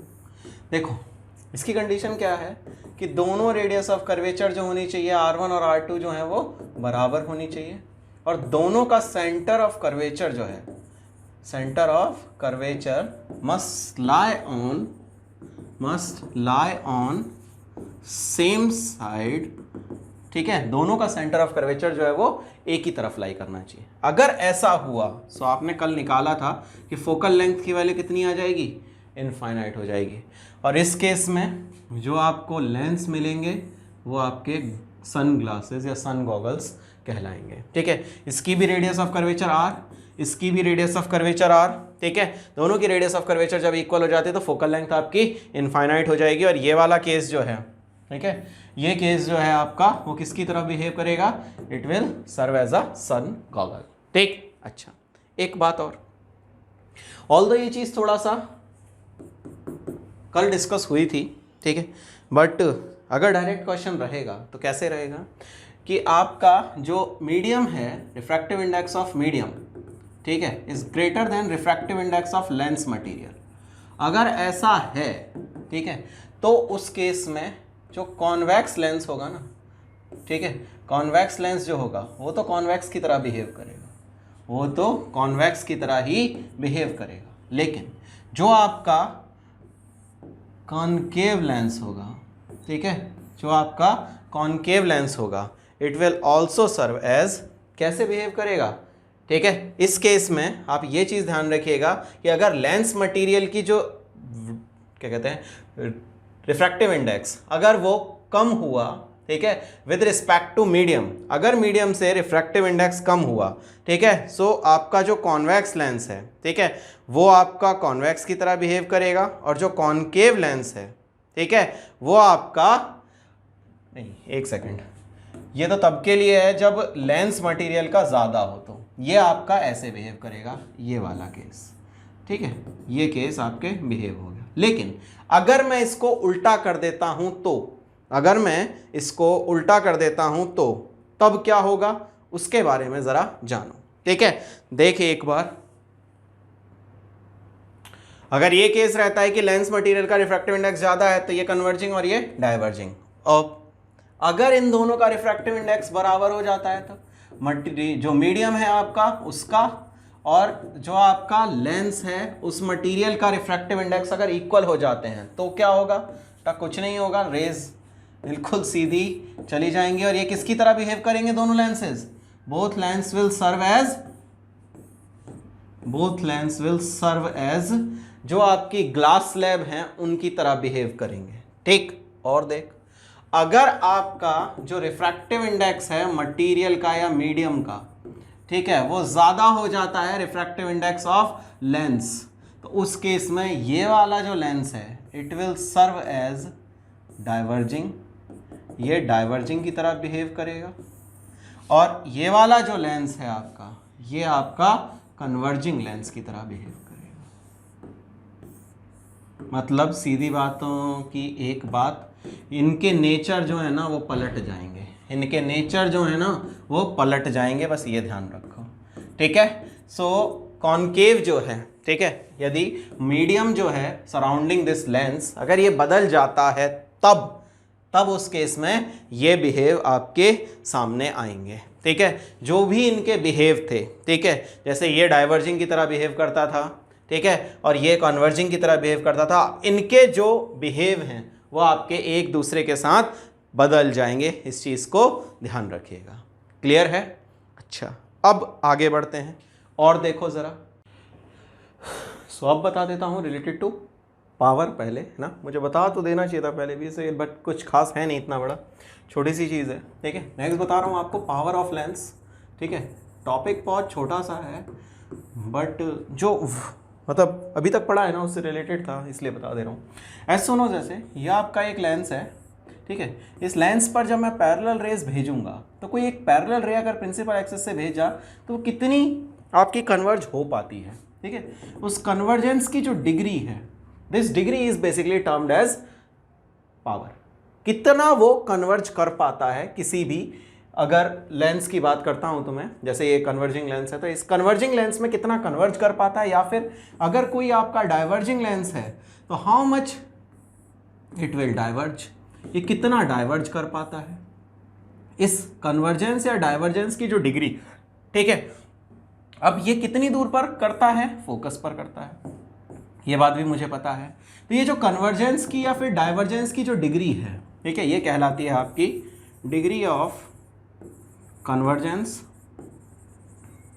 और divergence of raise incident at unit distance from principal axis या ऑप्टिक एक्सिस। जो ऑप्टिक एक्सिस है उससे अगर यूनिट डिस्टेंस पर आपने कोई एक रे भेजी है तो वो उसको कितना कन्वर्ज या फिर कितना डाइवर्ज कर पा रहा है, इसकी जो डिग्री है, इसकी जो एक्सटेंट है, that is basically termed as the power of the lens. ठीक, अब देखो जरा, लेट अस सपोज ये आपका एक लेंस है, इस लेंस ने एक रे आपने भेजी जो कि यूनिट डिस्टेंस पर भेजी हुई है 1। अब ये आपका कन्वर्ज करेगा, यहां पर आपका कन्वर्ज करने पर एंगल बनेगा, जो एंगल यहां बनेगा वही कन्वर्ज यहां बनेगा। अब इसका मैं tan रेशियो ले लेता हूं, तो tan delta is equal to कितना हो गया, ये 1 और ये कितनी है फोकल लेंथ, तो 1 अपॉन फोकल लेंथ। इस tan डेल्टा को हम डेल्टा के इक्वल कह सकते हैं इफ डेल्टा इज स्मॉल, तो हम इसको क्या कह सकते हैं, tan डेल्टा को लगभग डेल्टा के बराबर। तो डेल्टा की जो वैल्यू आई वो कितनी आई, 1/f, यही कहलाती है आपकी बेसिकली पावर। ठीक है, ये कितना एंगल डाइवर्ज कर पा रही है, this is basically termed as power. So power का जो फार्मूला बना, it is equals to 1 by focal length, यानी 1 अपॉन मीटर। अब जब 1 अपॉन मीटर लिखेंगे तो 1 अपॉन मीटर होता है बेटा डायोप्टर के इक्वल। ठीक है, तो ये आपकी यूनिट हुई पावर की। ठीक है, बट कंडीशन ध्यान रखना, 1 अपॉन मीटर लिखा है। अगर पावर आपको निकालनी है जब आपका फोकल लेंथ दे रखा है सेंटीमीटर में, तो आप लिखो 100 अपॉन फोकल लेंथ, और 1 अपॉन फोकल लेंथ जब फोकल लेंथ आपको दे रखा है मीटर में, तो 1 अपॉन फोकल लेंथ ये यूज करो। ठीक, so power is nothing but just the extent और the degree how much a lens will converge और diverge a parallel ray incident parallel to the principal axis, तब की बात आपसे बोल रहा है। क्लियर? अच्छा, और समझ जरा। ऐसे कह रहा है अब कि दो लेंसेज हैं तुम्हारे, इन दोनों लेंसेज को तुमने चिपका के एक दूसरे के साथ में रख दिया, इसकी पावर P1 है, इसकी पावर P2 है, तो इनका जो कॉम्बिनेशन बनेगा, इस कॉम्बिनेशन की जो इक्विवेलेंट पावर होगी वो कितनी होगी, तो भैया आसान है। ऐसे कहो कि 1/f इक्विवेलेंट जो था वो कितना था, 1/f1 प्लस 1/f2, यही तो वैल्यू थी। अब 1/f1 कितना हो गया, P1, 1/f2 कितना हो गया, P2, और ये किसके इक्वल आ गया, P इक्विवेलेंट, तो ये इक्विवेलेंट पावर हो गई। आसान। दूसरी बात पर आ जाओ। ऐसे कह रहा है आपका एक लेंस ये रखा हुआ है, एक लेंस आपका ये रखा हुआ है, ठीक है, इसकी पावर P1 है, इसकी पावर P2 है, दोनों के बीच का डिस्टेंस D है। अब आपसे पूछ रहा है कि इस केस में इक्विवेलेंट पावर क्या होगी, so equivalent power is equal to क्या हो जाएगा, तो देखो जरा, मेरे पास में फोकल लेंथ के फॉर्मूलाज हैं, 1/f equivalent is equal to 1/f1 plus 1/f2 minus D/f1/f2। अच्छा, एक चीज़ और ध्यान रखना, this formula is valid only for parallel rays. जब ऑब्जेक्ट बहुत ज़्यादा दूर रखा हो ये फार्मूला तभी वैलिड है, वरना ये फार्मूला हमेशा के लिए वैलिड नहीं है, ध्यान रखना। सो P इक्विवेलेंट 1/f1 P1, ये P2 माइनस D P1/P2, ये P इक्विवेलेंट की वैल्यू है।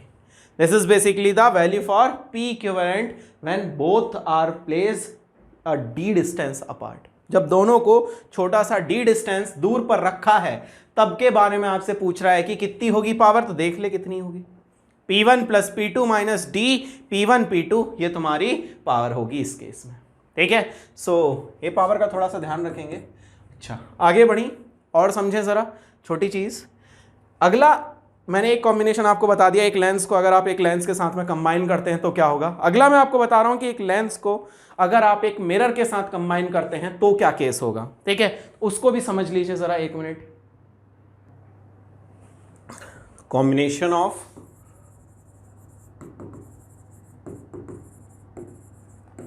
Lens with mirror. ठीक, अच्छा, अब देखो ज़रा, आपसे ये कह रहा है कि एक लेंस है, उसको एक मिरर के साथ में कंबाइन किया गया है। ठीक है, एक लेंस है, उसको एक मिरर के साथ में कंबाइन किया गया है। ठीक है, पहली बात तो कि लेंस, इन दोनों को पहले तो अलग अलग कर लेते हैं। ठीक है, पहले तो इन दोनों को अलग अलग कर लेते हैं। देख लो ज़रा, ये आपका लेंस है और इसके साथ में आपका एक मिरर है। इन दोनों को जब आप कंबाइन करोगे तो सबसे पहली बात आपको ध्यान रखनी है कि लेंस और मिरर का कॉम्बिनेशन जो है always behave as a mirror, ये हमेशा एक मिरर की तरह बिहेव करेगा। अब कौन से मिरर की तरह बिहेव करेगा ये आपको निकालना पड़ेगा, किस मिरर की तरह बिहेव करेगा ये चीज़ आपको देखनी पड़ेगी। ठीक है, either it will serve as a concave और it will serve as a convex, वो डिपेंड करेगा कि आपके जो मिरर है वो कैसा वाला है। ठीक है, और जो आपने इसके साथ में लेंस जोड़ा है वो कैसा जोड़ा है।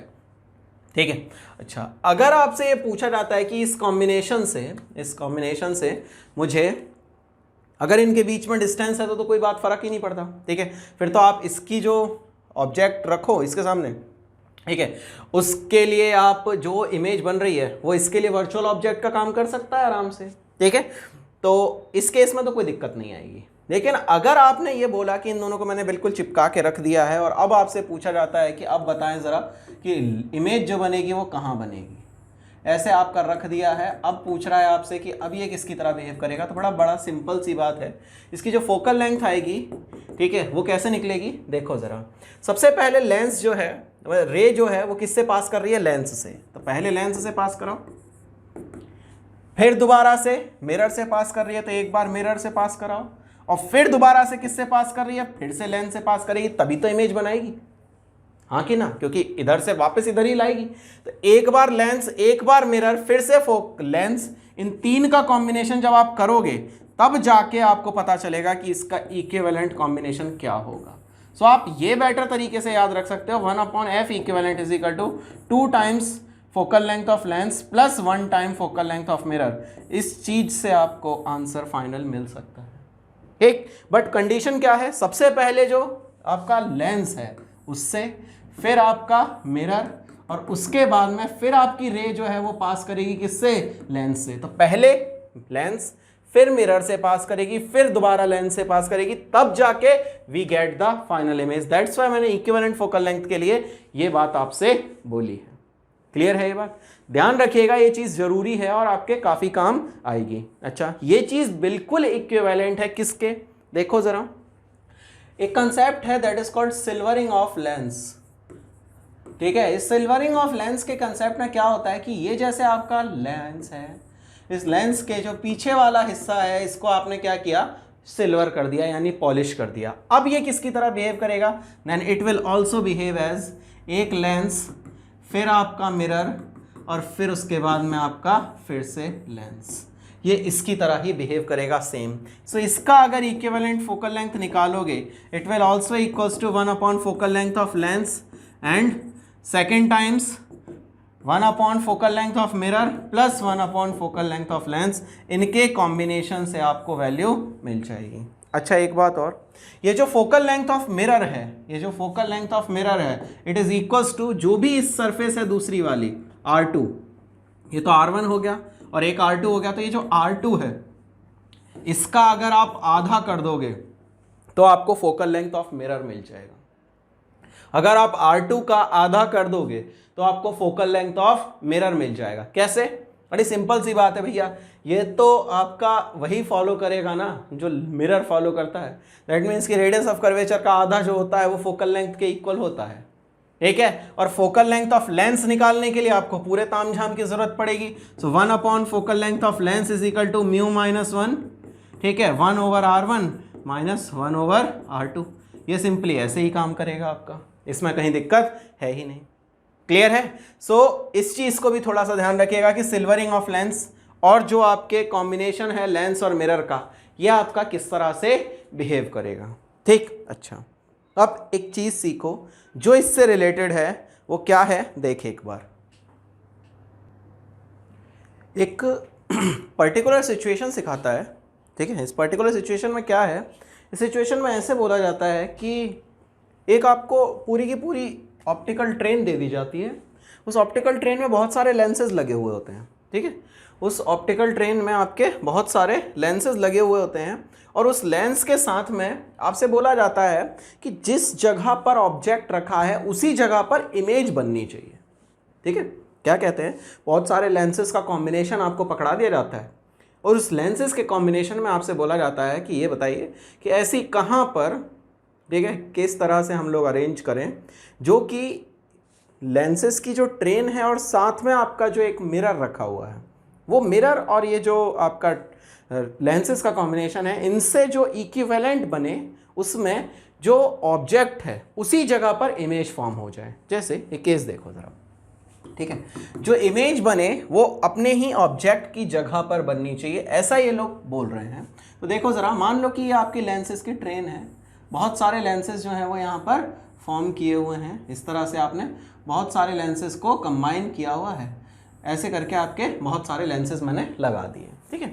अब ये पूछ रहा है कि इससे ठीक है, कहाँ पर हम लोग एक मिरर लगाएं, either it may be a plane mirror और it may be a concave mirror और it may be a convex mirror. हम किस जगह पर इससे कॉनकेव मिरर, कॉन्वेक्स मिरर इस तरह से लगाएं जिससे कि ये जो ऑप्टिकल एलिमेंट्स की ट्रेन है, ये जो ऑप्टिकल ट्रेन आपकी बनी हुई है बहुत सारे लेंसेज को कंबाइन करके, ये lens L1, L2, L3, L4, L5 बहुत सारे हो सकते हैं, इन सब का कंबाइन हम किस तरह से इन मिरर्स के साथ में करें, जो कि so that how these elements are combined in order to find the image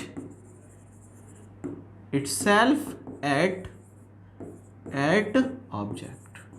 जहां पर ऑब्जेक्ट रखा हुआ है वहीं पर हमारा इमेज बन जाए, हम किस तरह से इनको कंबाइन करें। ठीक है, अच्छा तो बात सुनो ज़रा।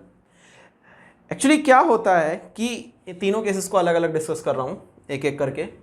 सबसे पहले एक आपकी कोई ऑप्टिकल ट्रेन है, इस ऑप्टिकल ट्रेन में आपके बहुत सारे लेंसेज हैं। ठीक है, इन लेंसेज के साथ में आपने क्या किया हुआ है कि आपने एक यहाँ पर प्लेन मिरर को रखा हुआ है, आपने प्लेन मिरर को रखा हुआ है। ठीक है, और आप चाहते हैं कि जिस जगह पर आपका ऑब्जेक्ट रखा हुआ है उसी जगह पर आपकी इमेज फॉर्म हो जाए। ठीक है, तो इसके लिए आप पता है क्या करेंगे, in this case in order to get image at object itself। ठीक है, अगर हमें इसमें ऑब्जेक्ट की जगह पर ही इमेज चाहिए, देन arrange these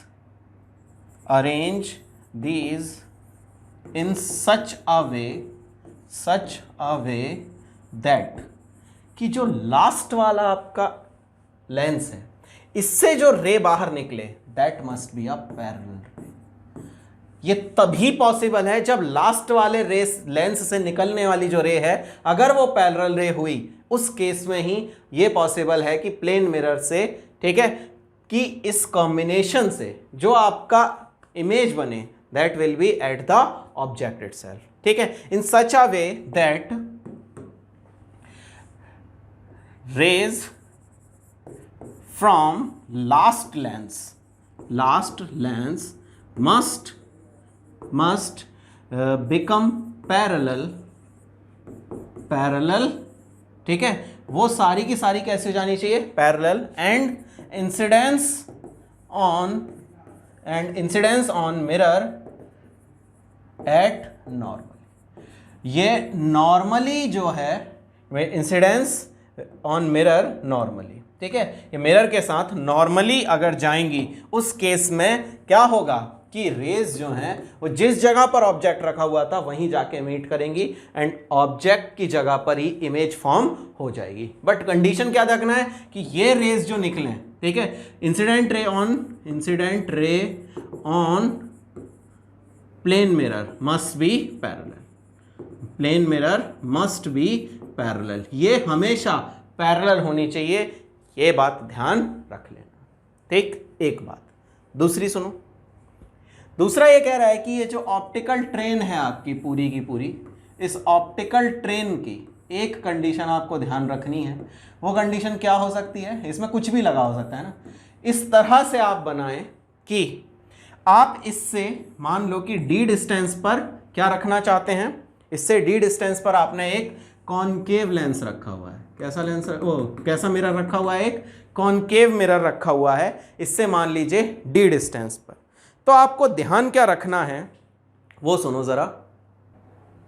जो लास्ट वाला आपका लेंस है, ठीक है, वो आप जैसे मान लीजिए कि आपकी ट्रेन जो है वो इससे d डिस्टेंस पर है, तो आपको ये ध्यान रखना है कि ये जो लास्ट वाला लेंस है वो अपनी इमेज को इस वाले मिरर के रेडियस ऑफ कर्वेचर पर बनाए।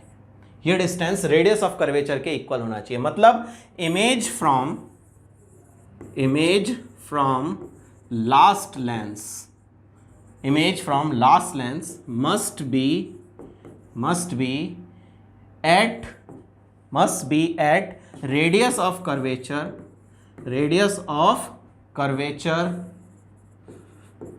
of the mirror। जो मिरर है आपका उसके रेडियस ऑफ कर्वेचर पर लास्ट लेंस की इमेज बननी चाहिए। क्यों? क्योंकि अगर इससे, ठीक है, अगर इमेज आप फॉर्म करोगे, ठीक है, तो उस केस में आपका क्या होगा, ये आपका ट्रेन हो गई पूरी की पूरी, ठीक है। इससे आपने रेज भेजी थी, रेज को किसी और कलर से भेज लेता हूं ताकि अलग डिफरेंशिएट हो जाएंगी। ये रे भेजी थी मैंने, ठीक है, ये मैंने रेज भेजी थी, ये रे भेजी थी, तब जाके आपकी क्या बनी है, उस केस में आपका बना है क्या, जो भी आपका ये इमेज बनेगी, ठीक है। तो ये जो है इससे कितनी दूर पर रखा होना चाहिए, इससे ये दूर पर रखा होना चाहिए कि जो ऑब्जेक्ट बने वो कितनी डिस्टेंस पर हो, that must be at a distance of d minus r. ये जो इमेज बन रही है वो d माइनस आर डिस्टेंस पर बने, किससे, किससे, लेंस की ट्रेन से, ठीक है। तो image of last lens must be at d minus r from last lens. d minus r distance पर होना चाहिए लास्ट लेंस से। अगर ट्रेन के और मिरर के बीच का डिस्टेंस d है तब के लिए ये केस मैंने बताया है, ठीक। अच्छा, और देख जरा थर्ड केस। थर्ड केस क्या है कि ये तेरी ऑप्टिकल ट्रेन है पूरी की पूरी, इस ऑप्टिकल ट्रेन के अंदर, ठीक है, क्या हो रहा है आपका, इसका जो लास्ट इमेज है, ठीक है, इसका जो लास्ट इमेज है, मान लो इससे d डिस्टेंस पर आपका एक कॉन्वेक्स लेंस रखा हुआ है, ठीक है। तो इस कॉन्वेक्स लेंस का रेडियस ऑफ कर्वेचर कहाँ होगा, इसका रेडियस ऑफ कर्वेचर यहाँ पर कहीं है, ठीक है, ये इसका रेडियस ऑफ कर्वेचर है, ठीक है। अब इस केस में आपसे पूछ रहा है कि लेंस की जो मतलब पोजीशन है विद रिस्पेक्ट टू मिरर किस तरह से होनी चाहिए। तो इस केस में भी वही है कि image from last lens must form at point C, that is center of curvature of lens of mirror, ठीक है। कॉन्वेक्स मिरर के लास्ट वाला जो है उस पर, उससे कितनी दूर पर होना चाहिए, r डिस्टेंस पर, ठीक है। इसकी जो लास्ट इमेज है वो इस C पर बननी चाहिए, ये बात ध्यान रखना, इसकी लास्ट इमेज जो है वो C पर बननी चाहिए, ठीक है। सो आपका जो ये है सेंटर ऑफ कर्वेचर है या इमेज है वो कितने डिस्टेंस पर होनी चाहिए, तो ये लिखेंगे image from last lens must be at r plus d, ये r ये d, r plus d distance from lens train. जो लेंसेज की ट्रेन है उससे ये जो फॉर्म हो रहा है ये d प्लस r डिस्टेंस पर ही फॉर्म होना चाहिए, तभी जाके इस कॉम्बिनेशन से जो इमेज बनेगी that will be at the same place where object is present, ठीक है। तो ये चीज़ आपको थोड़ी सी ध्यान रखनी होगी, ठीक। तो ये तीन केसेस आपको समझ में आए होंगे, ठीक है। अच्छा, अब आगे और देखते हैं थोड़ा सा। लाइकवाइज एक क्वेश्चन देखो इससे, ठीक है ना, ये कंसेप्ट बहुत अच्छे से समझ में आ जाएगा। क्वेश्चन आपसे क्या कह रहा है, क्वेश्चन आपसे ये कह रहा है कि एक आपका लेंस है, ठीक है, इस लेंस के सामने 45 सेंटीमीटर पर एक ऑब्जेक्ट रखा हुआ है, यहाँ पर आपका एक ऑब्जेक्ट रखा हुआ है 45 सेंटीमीटर पर, ठीक है। अच्छा, इसकी जो फोकल लेंथ है लेंस की, ठीक है, इस लेंस की जो फोकल लेंथ है ये दे रखी है आपको 30 सेंटीमीटर, ठीक है। अब आपसे ये पूछ रहा है, ठीक है, अब आपसे ये क्वेश्चन पूछ रहा है कि इसके सामने, ठीक है, इसके सामने कहाँ पर एक लेंस रखा जाए, एक मिरर रखा जाए, ठीक है, इसके सामने कहाँ पर एक मिरर रखा जाए जिसकी रेडियस ऑफ कर्वेचर 40 दे रखी है, ठीक है, जिसकी रेडियस ऑफ कर्वेचर जो है वो 40 सेंटीमीटर दे रखी है, वो इसके सामने कहाँ पर रखा जाए, ठीक है। यदि ये कॉन्वेक्स है तो कहाँ रखा जाए, और अगर ये कॉनकेव है तो कहाँ रखा जाए, ठीक है, ये आपसे पूछ रहा है। और इसकी रेडियस ऑफ कर्वेचर जो है वो 40 दे रखी है आपको, 40 सेंटीमीटर, ठीक है। ये आपसे पूछ रहा है फाइंड पोजीशन ऑफ मिरर ठीक है, so that find position of mirror so that image will form at object itself. इसके सामने कहां पर रखा जाए जो कि जो इमेज है वो कि खुद की खुद ऑब्जेक्ट पर ही बन जाए, ये आपसे पूछ रहा है। ठीक है, देखो जरा, आपको ये बात पता है कि ऑब्जेक्ट डिस्टेंस जो है लेंस के लिए वो u जो है वो कितना है, u जो है वो दे रखा है 45 सेंटीमीटर। ठीक है, ले लिया। इसकी फोकल लेंथ भी आपको दे रखी है, फोकल लेंथ आपको दे रखी है 30 सेंटीमीटर। ठीक है, लेंस की वो प्लस में हो गई। अच्छा, अब आपसे ये पूछ रहा है कि इस लेंस से, ठीक है, कहां पर इस मिरर को रखा जाए। तो एक बात तो पक्की है कि जो इमेज है लास्ट लेंस से वो कैसी कहां बननी चाहिए, इसके सेंटर ऑफ कर्वेचर पर। अब जब सेंटर ऑफ कर्वेचर पर बननी चाहिए, इसका मतलब ये डिस्टेंस 40 हो गया और इस डिस्टेंस को मैं x मान लेता हूं। ठीक है, मिरर से कितने डिस्टेंस पर मैंने रखा हुआ है इस ऑब्जेक्ट को, मैंने रखा हुआ है x डिस्टेंस पर। ठीक है, यानी v की वैल्यू जो हो गई वो कितनी हो गई, v की वैल्यू हो गई x + 40। ठीक है, अच्छा, अब आपसे ये पूछ रहा है कि इस x की वैल्यू क्या है। आसान क्वेश्चन बन गया बिल्कुल। आपसे बस यही पूछ रहा है कि इस x की वैल्यू क्या है। क्यों? क्योंकि इसके पर जो बन रही है, जो इस पर रेज आ रही हैं, ठीक है, उनकी इमेज कहां फॉर्म होनी चाहिए, इसके सेंटर ऑफ कर्वेचर पर।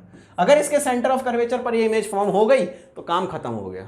ठीक है, देख लो जरा, 1/f = 1/v - 1/u, lens formula लगा रहा हूं। ठीक है, इस लेंस फार्मूला के लिए अगर मैं बात करता हूं तो 1/30 = 1/v। v की वैल्यू है x + 40 माइनस u की वैल्यू जो है वो है -45। इसको सॉल्व कर लेते हैं बेटा, आंसर आ जाएगा। ठीक है, देखो जरा, आपसे कह रहा है 1/30 = 1/40 + x + 1/45। ठीक है, इसका आपने एलसीएम लेंगे ना, एलसीएम क्यों लो, एक इसको इधर पटको, 1/30 - 1/45 = 1/40 + x। एलसीएम लिया इसका, 90 हो गया। 3 - 2 = 1/40 + x। ये कितना आ गया, 1/90 = 1/40 + x। ठीक है, इसका मतलब यहां से एक रिलेशन मिल गया मुझे, 90 = 40 + x। तो x की वैल्यू अंधे को भी दिख रही है, अब कितनी आ रही है, 50 सेंटीमीटर। मतलब इससे जो ऑब्जेक्ट है, ठीक है, ऑब्जेक्ट नहीं, ये वाला जो मिरर है, ये इससे लेंस से 50 सेंटीमीटर के डिस्टेंस पर आपको पुट करना पड़ेगा। देन इन दैट केस आप क्या फाइंड कर पाएंगे, तब आप पता कर पाएंगे कि वैल्यू कितनी आ रही है। पक्की बात, क्लियर है? अच्छा, और अगर यही लेंस आपका कॉन्केव होता, मिरर आपका कॉन्केव मिरर होता तो, अगर यही मिरर आपका कॉन्केव मिरर होता तो, नेक्स्ट क्वेश्चन ये ले लेते हैं। यह आपका एक लेंस है, इसके सामने कहीं पर एक कॉन्केव मिरर रखा हुआ है। ठीक है, इस कॉन्केव मिरर से, ठीक है, कितने डिस्टेंस पर आपका, मान लिया कि यहां पर आपका ये रखा हुआ है, कितने डिस्टेंस पर, यहां इमेज फॉर्म हो रही है इससे। ठीक है, यहां जब इमेज फॉर्म हो रही है तो ये डिस्टेंस कितना हो गया, ये 40 हो गया। ठीक है, और यहां आपका ऑब्जेक्ट रखा हुआ है, कितने डिस्टेंस पर है ये ऑब्जेक्ट, ऑब्जेक्ट था आपका शायद 45 सेंटीमीटर पर। हाँ, ऑब्जेक्ट आपका 45 सेंटीमीटर पर है। ठीक है, अब क्वेश्चन खत्म हो गया फिर से। ठीक है, क्यों? क्योंकि इसके radius of centre of curvature पर जब इमेज बनानी है तो x की वैल्यू कितनी आनी चाहिए, x की वैल्यू आ जानी चाहिए आपकी इसके बराबर। इसकी फोकल लेंथ आपको कितनी दे रखी है, 30 सेंटीमीटर। सो 1/f = 1/v - 1/u। ठीक है, अब इसकी जो फोकल लेंथ है, ठीक है, वो तो यही रहेगा, इसमें तो कोई दिक्कत ही नहीं है। हाँ, सो 1/30 = 1/x + 1/45। इसको इधर पटको, सो 1/x = 1/30 - 1/45। इन दोनों का एलसीएम 90 हो गया। 30 का 3 बार, 40 का 2 बार, 1/x। 1/x = 1/90। x की वैल्यू कितनी आ गई, 90। x की वैल्यू 90 सेंटीमीटर आ गई, और इसके आगे कितना और आगे रखना है, 40 सेंटीमीटर। मतलब मिरर शुड बी